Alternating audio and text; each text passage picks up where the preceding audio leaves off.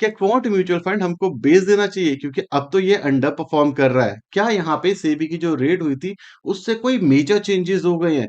क्या यहाँ पे रिकवरी कभी होगी भी या नहीं होगी? इसके बारे में इन डेप्थ बात करते हैं क्योंकि आपके कमेंट्स है तो इस पे वीडियो आनी जरूरी हो जाती है।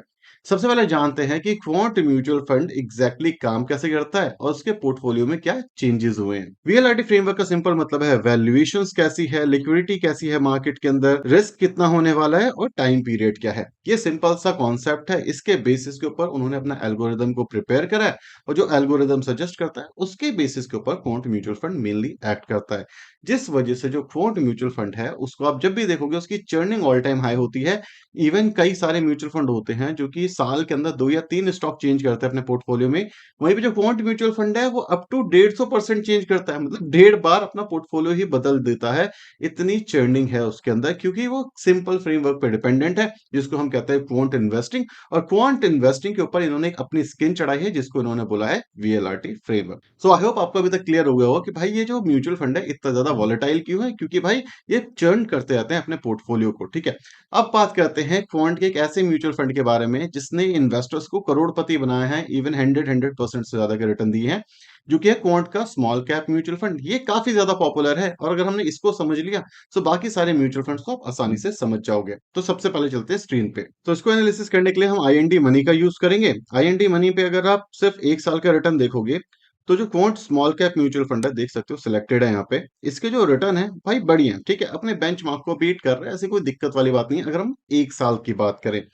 वहीं पर अगर हम 6 महीने की बात करते हैं तो 6 महीने में अंडर परफॉर्म करना शुरू कर दिया, कोई दिक्कत नहीं है, चलता रहता है। 3 महीने की बात करेंगे तो भाई 3 महीने में भी अंडर परफॉर्मेंस है। 1 महीने की बात करेंगे तो 1 महीने भी डिसेंट अंडर परफॉर्मेंस है।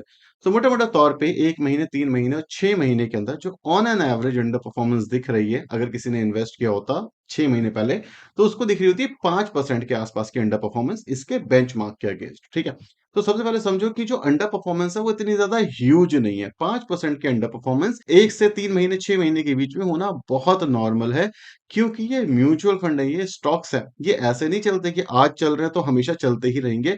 हर बार हमने एक सिंपल चीज एनालाइज करने की कोशिश करी है कि कभी कोई म्यूचुअल फंड अच्छा चलेगा, कभी कोई म्यूचुअल फंड अच्छा चलेगा।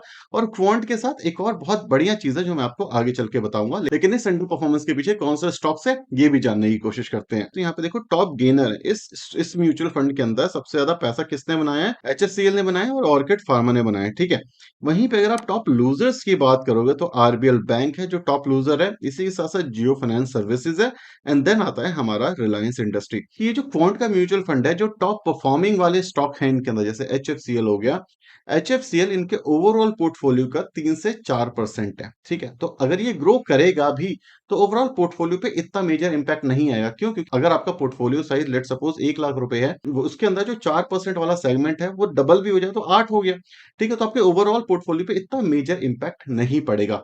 लेकिन जो टॉप लूजर स्टॉक है जैसे रिलायंस हो गया, जियो हो गया, ठीक है, ये जो दो मेजर कंपनी है जिन्होंने अंडर परफॉर्म करा है लास्ट 1 महीने, 3 महीने के अंदर, ये होल्ड करते हैं इस म्यूचुअल फंड के अप टू 15 से 20% के आसपास। इवन टॉप होल्डिंग के अंदर रिलायंस आता है।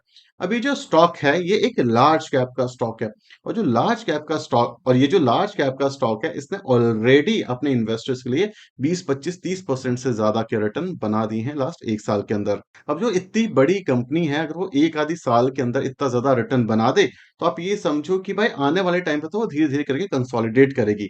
लेकिन आप ये समझो जो क्वांट है उसने रिलायंस को रखा क्यों होगा? इसका मैं आपको एग्जांपल देता हूँ। देखो जो मार्केट है ऑल टाइम हाई के आसपास है, और जब मार्केट बॉटम पर भी थी, तो जब बॉटम पे थी तो रिलायंस अंडर वैल्यूड था। आज की डेट में ऑल टाइम हाई के आसपास है तो रिलायंस फेयरली वैल्यूड हो चुका है, और रिलायंस इंडिया की ऑलमोस्ट कंसिडर कर सकते हो आप सबसे बड़ी कंपनीज में से आता है। रही बात जियो फाइनेंस की, तो जियो फाइनेंस के अंदर अभी अपने आप में कोई बिजनेस नहीं है। जैसे जैसे बिजनेस आएगा इसका पीई रेशियो कम होगा और ये स्टॉक वापस से चलना शुरू करेगा। तो मेरे हिसाब से इन्होंने रिलायंस और जियो को इस वजह से रखा था कि जो मार्केट के अंदर वोलैटिलिटी है उसको ये मैनेज कर पाएंगे, क्योंकि बड़ी कंपनी है, बड़ी होल्डिंग है।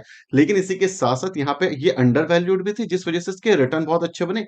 बट आज की डेट के अंदर ये जो कंपनीज है ये फेयरली वैल्यूड हो चुके हो, इन्होंने चलना कर दिया है बंद। अब एक और चीज आप ये समझो कि जैसे ही एफआई की बाइंग वापस आएगी तो कैसे स्टॉक्स के अंदर पैसे डालते हैं। वो रिलायंस जैसी कंपनी में पैसा डालेंगे, जो इंडिया की सबसे बड़ी कंपनीज़ में से आती है। एचडीएफसी बैंक में पैसा डालेंगे, ठीक है? ये बड़ी लार्ज कैप स्टॉक्स के अंदर पैसा डालेंगे। आज की डेट के अंदर जो मेजर बाइंग है, वो डीआईआई की बाइंग है, जो कि स्मॉल कैप में आ रही है। तो ये मेजर रीज़न है, जिस वजह से जो क्वांट के म्यूचुअल फंड है, वो अंडर परफॉर्म कर रहे हैं। अगर आप उठा करके देख लो mid cap, ELSS mutual fund, ये 2 स्टॉक्स जो हैं, ये टॉप होल्डिंग के अंदर इसके अंदर देखने को तो मोटे-मोटे तौर पे अगर आप पोर्टफोलियो एनालाइज़ करोगे, तो पोर्टफोलियो के अंदर जो टॉप 2-3 स्टॉक्स हैं, उन्होंने इसके पोर्टफोलियो को दबा रखा है। अब बात करते हैं कि क्या ये पॉसिबल है कि आने वाले टाइम पर भी अंडर परफॉर्म करे? इसको भी देखने की कोशिश करते हैं। इसके लिए हम यूज़ करें टिकर टेप। टिकर टेप के अंदर क्वांट स्मॉल कैप सेलेक्ट किया हुआ है, तो दिसंबर का इनका एसेट एलोकेशन देखो। दिसंबर के अंदर इन्होंने कैश पोज़ीशन रखी थी 1.4 के आसपास, और जो फ्यूचर एंड ऑप्शन था, उसको यूज़ कर रहे थे ये 4.51 के आसपास।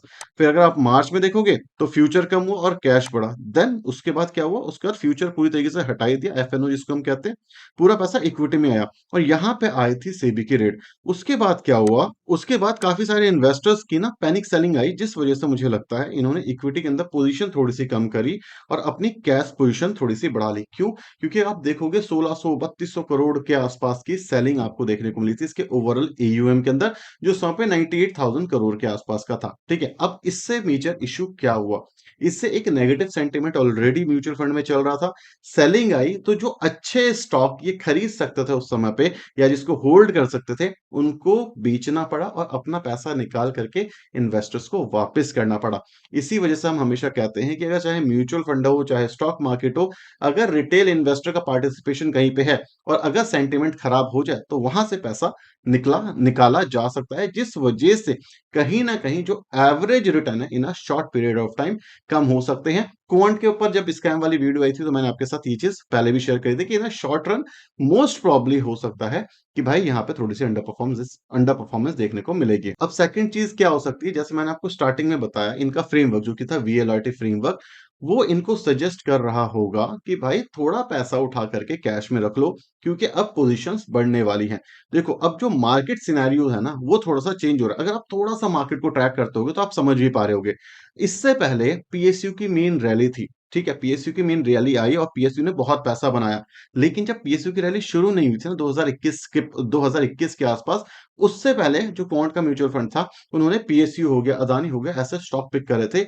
और उस समय पर भी क्वांट का म्यूचुअल फंड 2 से 3 महीने, 6 महीने के लिए अंडर परफॉर्म कर रहा था। पता है क्यों कर रहा था? क्योंकि उस समय पे जो रैली चल रही थी, वो चल रही थी फार्मा के अंदर, वो चल रही थी बैंकिंग के अंदर, और इस वजह से इन्होंने जब पोर्टफोलियो शिफ्ट करा, तो क्या हुआ? इनका पोर्टफोलियो अंडर परफॉर्म करने लग गया और वहां पर भी पैनिक सेलिंग हुई। अगर आप अब देखोगे, तो अब भी सेम चीज हो रही है कि जो पीएसयू, एचडीएफसी कि जो पीएसयू हो गया, डिफेंस हो गया, वो फंड जो हैं वो चलना बंद हो रहे हैं, और जो रैली है वो दोबारा से शिफ्ट हो रही है, सेक्टर जो है शिफ्ट हो रहा है। तो इस वजह से इन्होंने अपने एसेट एलोकेशन के अंदर भी चीजें शिफ्ट करनी है, और इस वजह से मोस्ट प्रोबेबली ये जो म्यूचुअल फंड है अपने पोर्टफोलियो को रीबैलेंस कर रहा है। देखो, जो क्वांट था वो अभी तक बेस्ट परफॉर्मिंग म्यूचुअल फंड इस वजह से था क्योंकि उसने डिफेंस हो गया, पीएसयू हो गया, उसकी रैली को अर्ली आइडेंटिफाई किया और उसमें अर्ली पैसा डाला। जो स्टॉक होते हैं वो इस तरीके से नहीं चलते कि भाई आपने पैसा डाल दिया तो अगले दिन चलना शुरू होंगे। इसको भी मैं एक्सप्लेन करूंगा कुछ देर के अंदर ही, लेकिन आप ये समझो ऐसा होता नहीं है। और उसके बाद जब उन्होंने आइडेंटिफाई किया, वहां पे मैक्सिमम पैसा डाला, और जब वो रैली चलनी शुरू हुई, तो मैक्सिमम बेनिफिट क्वांट को देखने को मिला। क्यों? क्योंकि उन्होंने अर्ली एंट्री करी थी। और आप करंट सिचुएशन को देखोगे, तो इसका पोर्टफोलियो काफी हद तक चेंज हो रहा है, ये भी दिखाता हूँ। सो जुलाई 2024 के अंदर इसके देखो टॉप सेक्टर्स कौन से हैं, ठीक है? अब जून 2024 के अंदर देखो फाइनेंशियल सर्विसेज इन्होंने बढ़ाए, उसके बाद एनर्जी इन्होंने कम करी, इंडस्ट्रियल करी। मई के अंदर आप जाओगे, तो मई के अंदर आपको और भी काफी सारे ऑप्शंस देखने को मिलेंगे। तो जो सेक्टर एलोकेशन है, ये भी डायनेमिकली चेंज करने की कोशिश कर रहा है। ये जो म्यूचुअल फंड है, ये अपना पोर्टफोलियो चेंज कर रहा है, और अर्ली एंट्री का बेनिफिट जैसे आपको इनिशियल लेवल पे देखने को मिला था 2021-22 के अंदर, जब इन्होंने पीएसयू में एंट्री करी थी, तो मैक्सिमम गेन मिले थे। मेरे को लगता है ये भी उसी फेज से जा रहा है कि नई-नई एंट्रीज कर रहे हैं अपने म्यूचुअल फंड पोर्टफोलियो में, नए-नए स्टॉक ऐड कर रहे हैं स्लोली स्टेडली, ताकि इनके फ्यूचर के रिटर्न ज्यादा अच्छे बढ़ पाए। सो मोटे-मोटे तौर पे अगर आप मार्केट को समझते हो, तो आप क्वांट के म्यूचुअल फंड को समझो। अगर आपको क्वांट का म्यूचुअल फंड समझना है, तो आपको स्टॉक मार्केट समझनी पड़ेगी, उसको थोड़ा-सा एनालाइज़ करना पड़ेगा। बिकॉज़ अगर आप कहते हो मैं एक लॉन्ग टर्म इन्वेस्टर हूँ, जिसके अंदर आप 3 साल, 5 साल, 7 साल के लिए इन्वेस्ट करना चाहते हो, सो आपको बेसिक पोर्टफोलियो एनालिसिस आनी चाहिए, या फिर आपको ऐसा स्टॉक या फिर आपको एक ऐसा म्यूचुअल फंड चाहिए जो बाय एंड होल्ड पे चले। देखो, under performance by and hold में ज़्यादा होने के चांसेस है, ना कि जो चर्न करता है अपने पोर्टफोलियो में उसमें। क्यों? क्योंकि बाय एंड होल्ड के अंदर प्रॉब्लम क्या आती है कि एक नीचे खरीदा स्टॉक ऊपर गया, अब वो स्टॉक ओवर वैल्यूड हो चुका है, लेकिन अभी भी उस फंड के पास वो वाला स्टॉक है, तो उसके अंडर परफॉर्म करने के चांसेस ज्यादा हैं। लेकिन अगर एक ऐसा म्यूचुअल फंड है जो अपने पोर्टफोलियो को चर्न कर रहा है मार्केट सिचुएशन के हिसाब से, तो वो शॉर्ट टर्म के अंदर हो सकता है अंडर परफॉर्म करे, लेकिन इन अ लॉन्ग रन अगर उसने अच्छे स्टॉक्स को पिक करा हुआ है, तो वो एंड ऑफ द डे अच्छे रिटर्न ही बना करके देगा। तो मोटे मोटे तौर पर अगर मैं बोलने की कोशिश करूं, मुझे नहीं लगता आने वाले 6 महीने साल भर के अंदर ये म्यूचुअल फंड इसी तरीके से अंडर परफॉर्म करता रहेगा। मुझे लगता है आने वाले 6 महीने साल भर के अंदर ये म्यूचुअल फंड आउट परफॉर्म करना दोबारा से शुरू करेगा। बस इंटरेस्ट रेट कट होने की देरी है, क्योंकि इसका पोर्टफोलियो वेल अलाइंड इन्होंने करा हुआ है। देखो, अंडर परफॉर्मेंस वाले स्टॉक कौन से हैं? जियो फाइनेंसियर्स मतलब फाइनेंस कंपनी, इसी के साथ साथ आरबीएल बैंक मतलब finance company, banking company. Interest rate cut होने से किसको सबसे ज्यादा बेनिफिट मिलेगा? इनको। आने वाले टाइम पे ग्रोथ भी यही स्टॉक्स इनके लिए ला करके देंगे, जो इस समय पे इसको अंडर परफॉर्म करने में हेल्प कर रहे हैं। सो ओवरऑल अगर आप पोर्टफोलियो एनालाइज कर पाओगे और आपके पास टाइम है 1 साल, 1.5 साल, 2 साल के आसपास, तो मुझे पर्सनली नहीं लगता क्वांट के किसी भी म्यूचुअल फंड को बेचने की जरूरत है।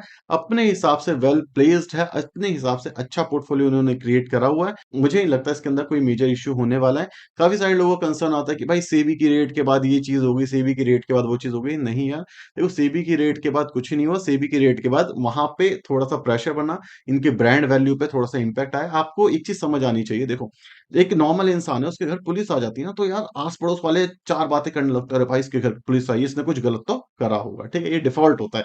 लेकिन आप ये समझो, चाहे उस बंदे ने करा नहीं करा, पुलिस आकर के उसकी ब्रांड वैल्यू खराब कर दी ना। इंडिया में हमारे यहाँ ऐसे ही होता है, राइट? कि कोई एक कि पुलिस आपके घर आई है, तो आपने कुछ गलत ही करा होगा। तो ये चीज क्वांट के साथ भी हुई कि भाई सेबी की इन्वेस्टिगेशन हुई, तो भाई ब्रांड वैल्यू पे इंपैक्ट आया उनके। जिसने गलत करा, किसने गलत नहीं किया, ऐसा अभी कुछ भी सामने नहीं आया। तो आप मोटे मोटे तौर पे ये समझो, पोर्टफोलियो चेंज हो रहा है, कैश पोजीशन ज्यादा है, सिर्फ ये रीजन है इसका अंडर परफॉर्मेंस का। आने वाले टाइम पे ये काम कर जाएगा। और यार, अगर आप एक लॉन्ग टर्म इन्वेस्टर हो, तो ये 2, 4, 5 महीने का अंडर परफॉर्मेंस होगा। म्यूचुअल फंड बेचने के पीछे कोई सॉलिड रीजन होना चाहिए, अगर आप अपने पोर्टफोलियो से निकाल रहे हो तो। कुछ नया सीखने को मिला, इससे हेल्प मिली है, तो प्लीज इस चैनल को सब्सक्राइब और वीडियो को लाइक करना बिल्कुल ना भूलना। Thank you so much for watching this video. Tata, bye bye, signing of.